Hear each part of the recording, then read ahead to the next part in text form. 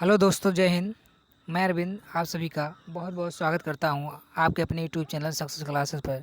मित्रों, भूगोल के आज कुछ एमसीक्यू क्वेश्चन है जिसको आज डिस्कस किया जाएगा, जो कि 500 क्वेश्चन का सीरीज होगा। आइए देखते हैं। पहला क्वेश्चन, भूगोल का जनक किसे कहा जाता है?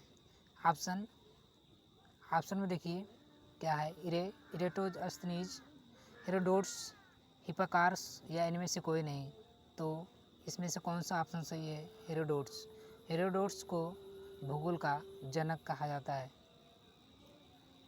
दोस्तों, दूसरा क्वेश्चन, भूगोल के लिए ज्योग्राफिका शब्द का प्रयोग सर्वप्रथम किसने किया?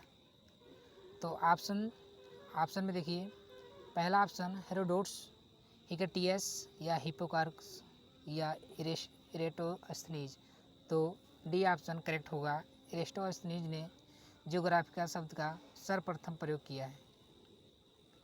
तीसरा क्वेश्चन देखिए, मानव भूगोल का पिता निम्नलिखित में से किसे कहा जाता है ना? मानव भूगोल का पिता सर्व किसे कहा जाता है? तो देखिए, पहला option calculator, gene brooms, Humboldt या हिप्पार्कस को। तो किसे कहा जाता है? पहला ऑप्शन करेक्ट होगा, कैलकुलेटर को कहा जाता है। अगला क्वेश्चन, भूगोल का मानव पारिस्थितिक के रूप में परिभाषित करने वाला विद्वान कौन था? देखिए, हेटनर, पहला ऑप्शन जीन ब्रोन्स या एच बैरोज या एरिस्टोस्थनीज। कौन थे? तो ये एच बैरोज जी थे, जो कि भूगोल के मानव पारिस्थितिक के रूप में परिभाषित करने वाला विद्वान इन्हें माना जाता है। पांचवा क्वेश्चन, भू आकृति विज्ञान का जन्मदाता किसे कहा जाता है? भू आकृति का विज्ञान का जन्मदाता किसे कहा जाता है? पहला ऑप्शन पेशल, डेविस दूसरा, तीसरा पेक चौथा, इनमें से कोई नहीं। तो पेशल जी भू आकृति विज्ञान के जन्मदाता हैं, है ना। अगला छठवां क्वेश्चन देखिए दोस्तों, भूगोल पृथ्वी को केंद्र मानकर अध्ययन करने वाला विज्ञान है, ऐसा किसने कहा है? वार्नियस ने, टेलर ने, कांट ने या इनमें से कोई नहीं। तो किसने कहा है? वार्नियस। पहला ऑप्शन करेक्ट होगा, वार्नियस ने, है ना। वार्नियस ने भूगोल को पृथ्वी के केंद्र मानकर अध्ययन करने का वाला विज्ञान कहा है ना। अगला क्वेश्चन, सौरमंडल के बारे में विश्व का समस्त जानकारी प्रस्तुत करने का श्रेय किस विद्वान को है? कोpernicus को या केपलर को या गैलीलियो को या इनमें से कोई नहीं। तो पहला ऑप्शन करेक्ट होगा, कोpernicus जो थे सौरमंडल के बारे में विश्व की समझ जानकारी प्रस्तुत करने का श्रेय इन्हीं को जाता है ना, कोpernicus को। आठवां क्वेश्चन, सूर्य के चारों ओर घूमने वाला खगोलीय पिंड क्या कहलाता है? जो सूर्य के चारों ओर घूमता है उसको क्या कहता है? ग्रह, उपग्रह, पुच्छल तारा या ये सभी क्या कहता है?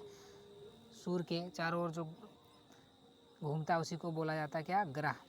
अगला क्वेश्चन क्या है? भूगोल भूतल का अध्ययन है, ऐसा किसने कहा है? मिस्टेक हुआ है, डिस्प्रिंट हुआ है, भूगोल है। भूगोल भूतल का अध्ययन है, ऐसा किसने कहा? वार्नियस ने, टेलर ने, कांट ने या कार्ल रिटर ने। तो किसने कहा है? कांट ने कहा है ना दोस्तों। अगला क्वेश्चन, 10वां क्वेश्चन, सौरमंडल में कुल कितने ग्रह है? सौरमंडल में कुल कितने ग्रह है? तो कुल ग्रह है 1। प्रेजेंट टाइम में कितने ग्रह है?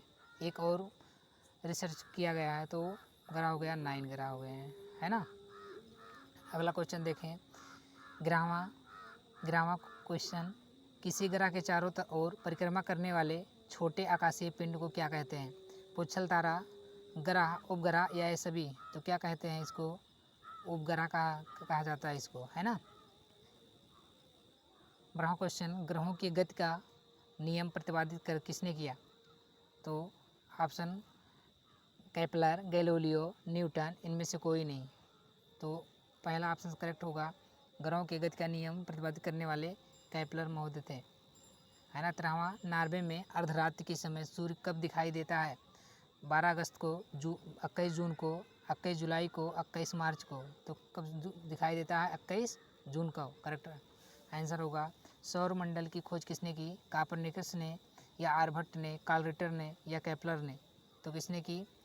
कॉपरनिकस ने। सौरमंडल की खोज किसने की? कॉपरनिकस ने की।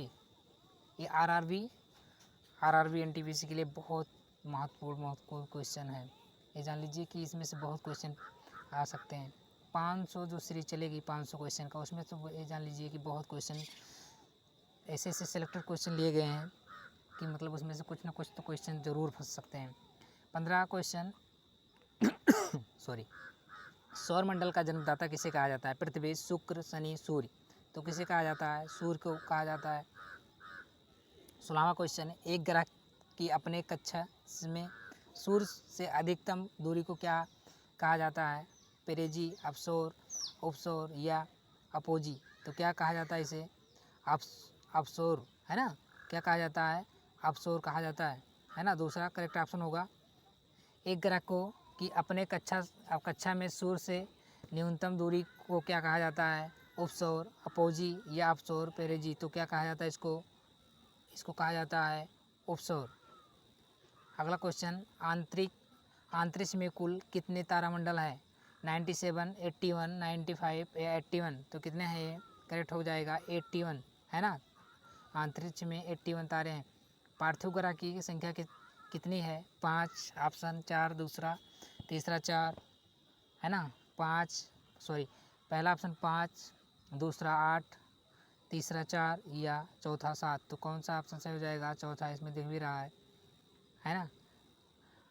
ब्रह्मांड में विस्फोटी तारा कहलाती है? उल्का, अभिनव तारा, धूमकेतु या सभी। तो क्या कहलाती है? अभिनव तारा को क्या कहा जाता है? ब्रह्मांड का विस्फोटी तारा। 21वां क्वेश्चन, निम्नलिखित में से कौन सा एक तारा है? पृथ्वी, शुक्र, सूर्य, चंद्रमा। तो कौन सा है ये? सूर्य, है ना। कौन सा ऑप्शन सही है? सूर्य, है ना।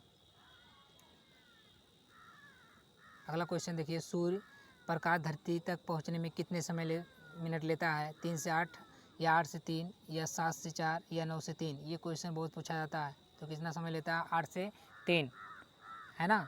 दोस्तों अगला क्वेश्चन, सूर्य के सबसे दूर कौन सा ग्रह है? बुध, प्लूटो, वरुण, बृहस्पति। तो कौन सा ग्रह है ये? वरुण जो ग्रह है ना, ये सूर्य से सबसे दूरस्थ ग्रह है। 24वां क्वेश्चन, कौन सा ग्रह सूर्य के सबसे निकट है? बुध, प्लूटो, बृहस्पति या शुक्र। तो बुध ग्रह क्या है? सूर्य से सबसे नज़दीक है, निकट है ना। दोस्तों यदि आपको यह सेक्शन या वीडियो अच्छा लगे तो ज़रूर शेयर करिए और कमेंट ज़रूर करिए। और अगर इस चैनल पर नए हो तो चैनल को सब्सक्राइब और बेल आइकन को प्रेस करिए। अगला क्वेश्चन देखते हैं, 25वां क्वेश्चन, किस ग्रह में चंद्रमा की तरह कलाएँ हैं? है ना।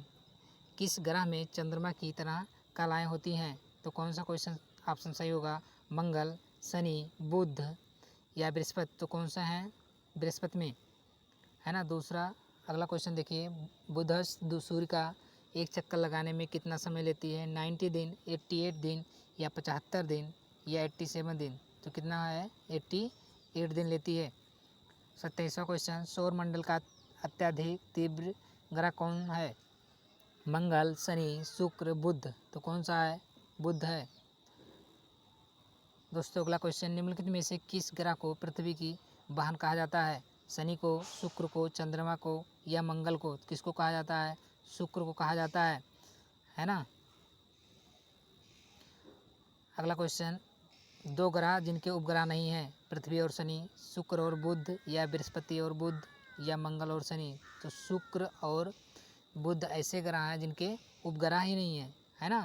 दोस्तों अगला क्वेश्चन, किस ग्रह को शाम का तारा कहा जाता है? तो शुक्र ऐसा ग्रह है जिसको हम शाम को तारा कहा जाता है ना।